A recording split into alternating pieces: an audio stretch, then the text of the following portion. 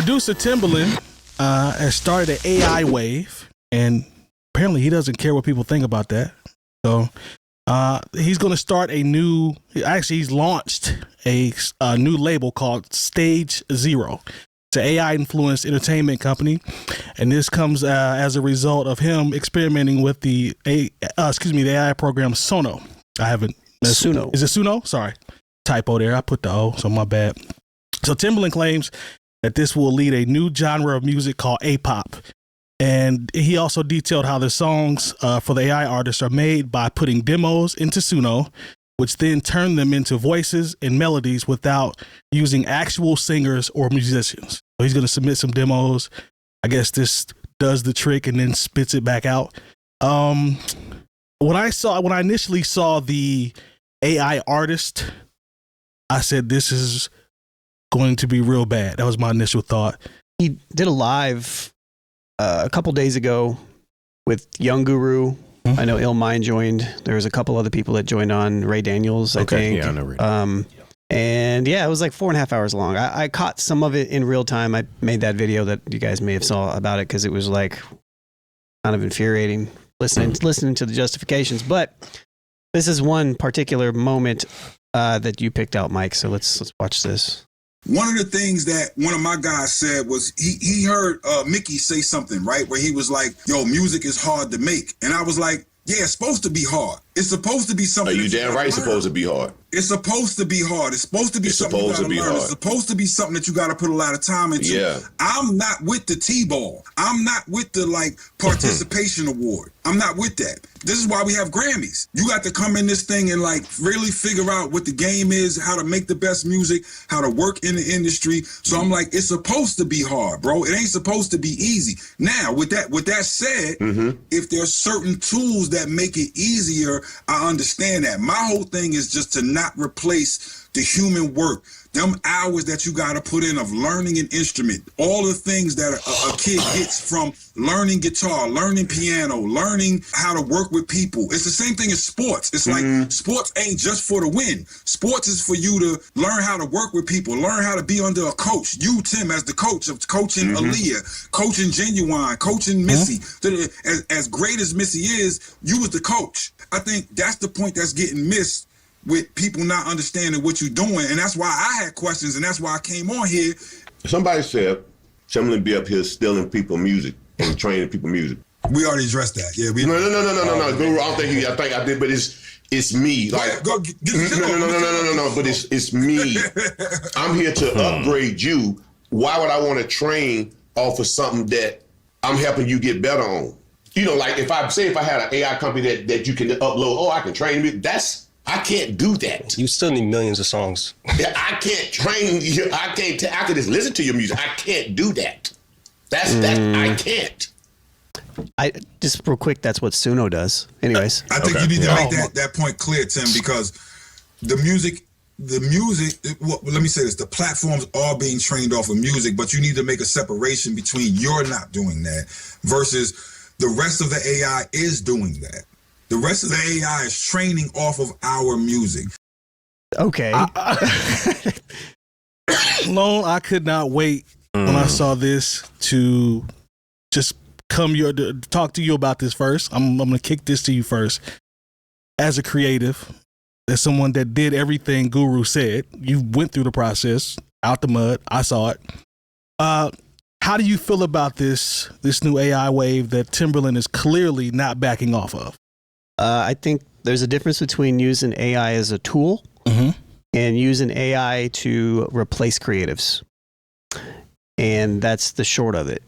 What he is doing is replacing creatives. It will negatively affect the creative economy.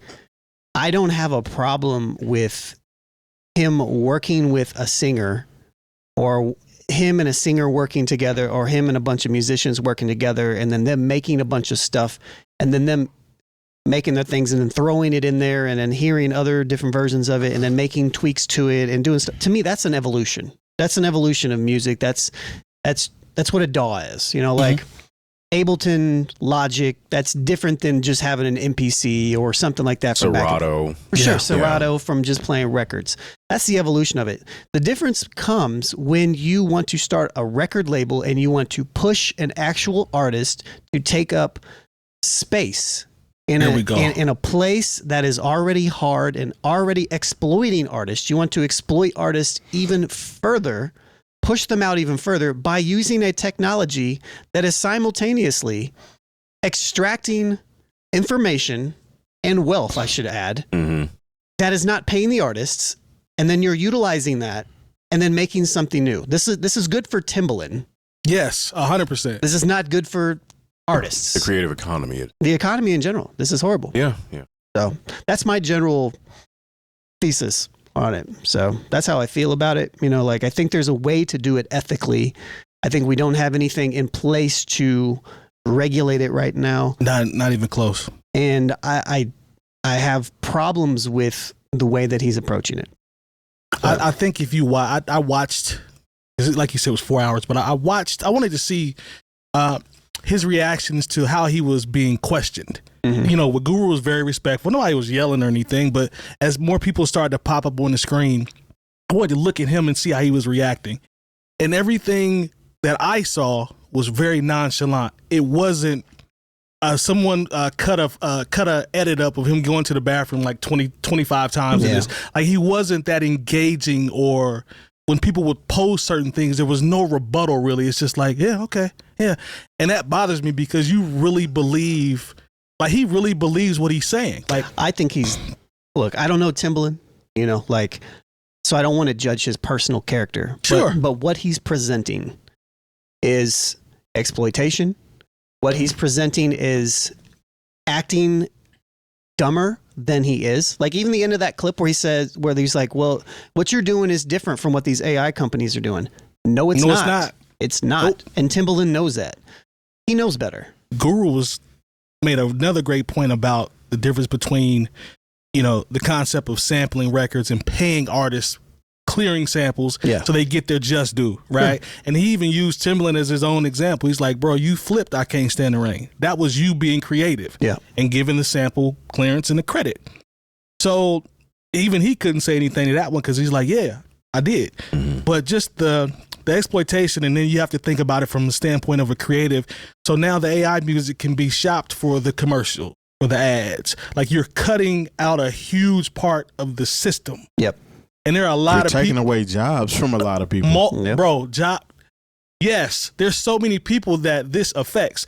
Sound libraries, all this type of stuff. People that get placements through these, you know, through these shows or whatever. Those are their creations. Now we just plugging stuff in. What are the shows going to do? They're going to say, oh, this is easier. I can just go grab the AI music. I don't have to deal with the producer, splits, royalties, and just put it on the show. Yeah, this turns into a even bigger music monopoly, because people are going to follow suit. That's the only thing that I can give him peas on, is being one of the first people in line to create this situation. Other than to exploit the situation. That's the only peas that he gets on this. But I mean, a great producer such as Timbaland, again, it feels like he's dropping the ball creatively, because he's been in this AI pocket for a long time. Yes. He's been leading up to introducing us to his AI artists that he's going to create an album for, I'm sure. And it's just like, I feel like he lost his personal spark, and he's using this situation in order to kind of get some of that back. You know, but he's not using all of himself. He's not in a lab creating a song and having to cut and chop cricket samples now. He's allowing somebody else's, he's allowing a system to do it. So that's where it fails to me. And it is, I don't know, man.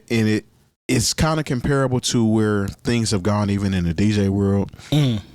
Because I actually seen a conversation online about somebody talking about, well, you can't be really that mad at it because there will be a lot of DJs that weren't DJing if it wasn't for Serato. And that's absolutely true. Like, you can put a stack of records in front of a DJ and they wouldn't have an idea of what to do with it.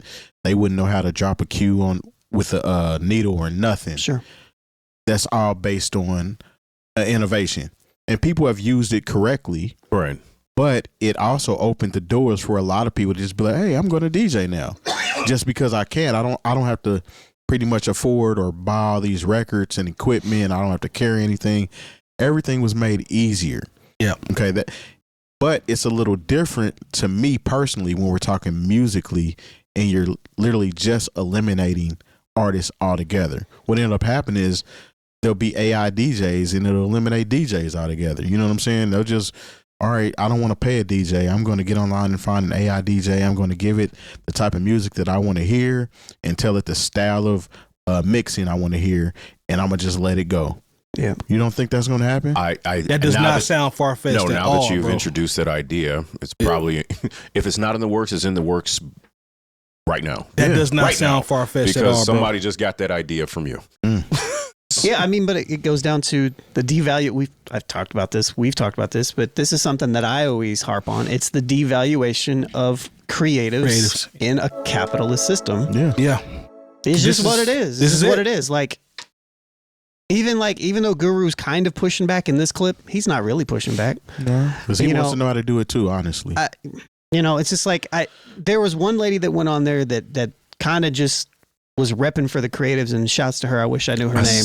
Was she the Asian lady? The Asian lady, yeah. I kind of almost name. She actually liked my video that I put out, which is cool. I don't remember her name though, but she went on there and she said what was necessary. Yeah. And so whether or not he takes it in, that's cool. But at least somebody represented for the actual physical blood in their veins artists. Yeah. About how this is bad for this is horrible for the creative economy.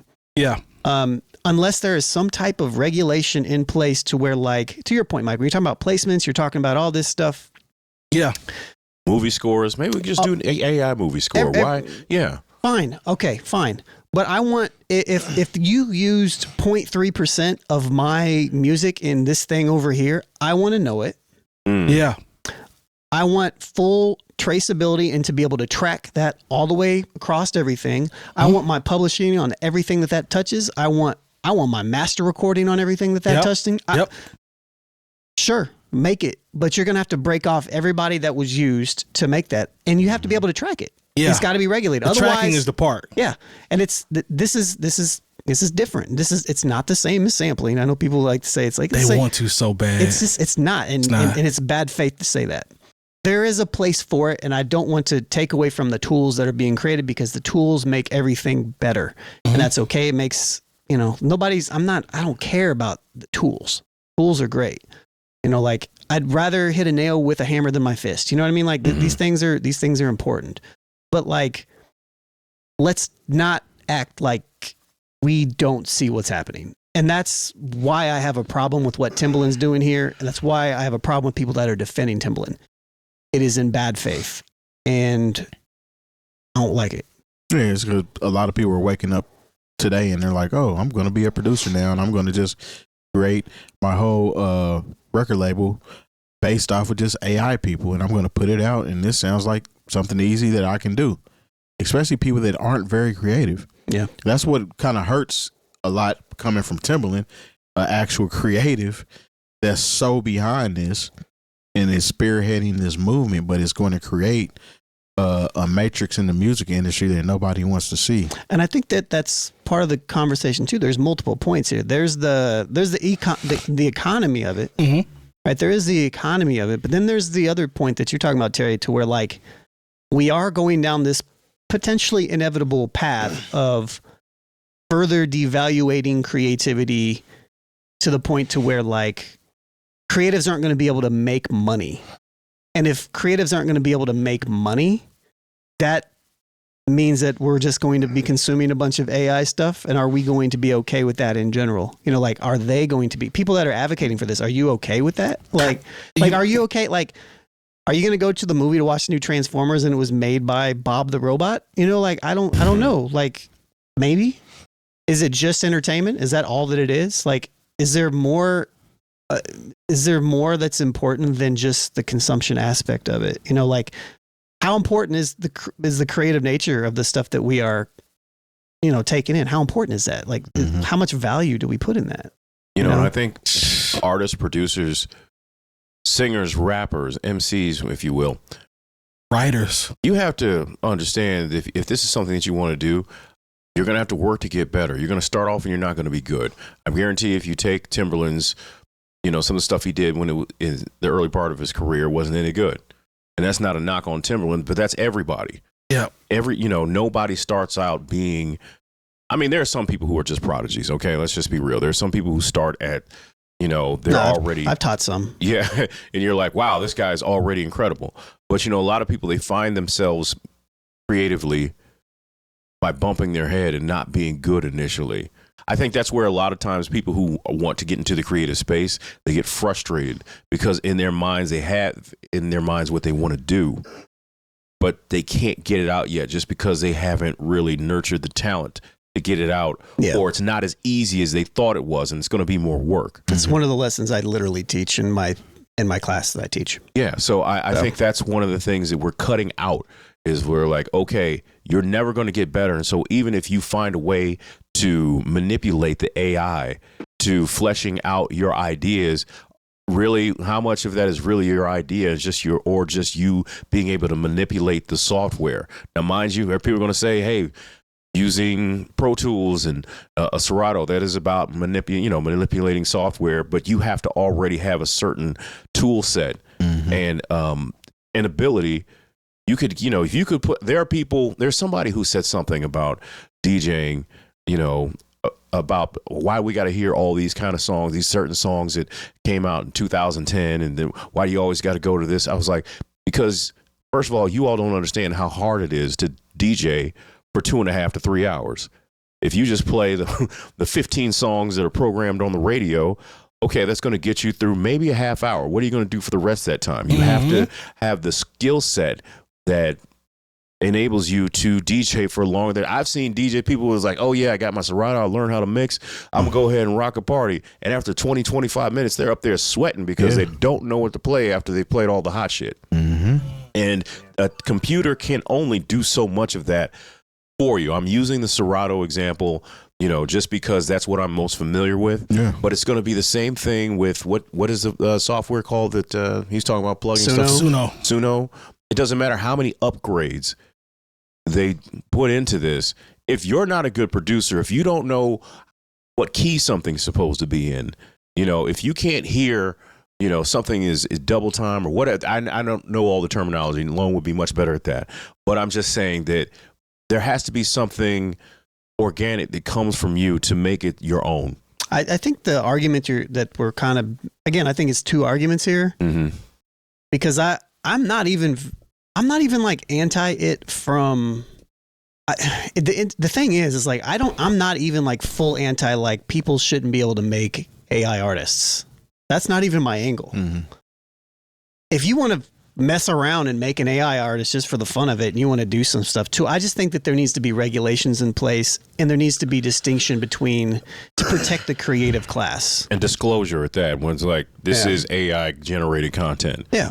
I think there just needs to be that, because people are going to figure out a way. You can't like put it back in the box. No, it's just a wrap. It's a wrap. We just have to protect people, and if we're going to continually exist in this structure of type of society where there is a creative person and they're creating value, we have to protect those people. Yeah. And so, yeah. This is just scraping the surface though, because this is going to equate to a lot of things in our life, and even more after we're gone.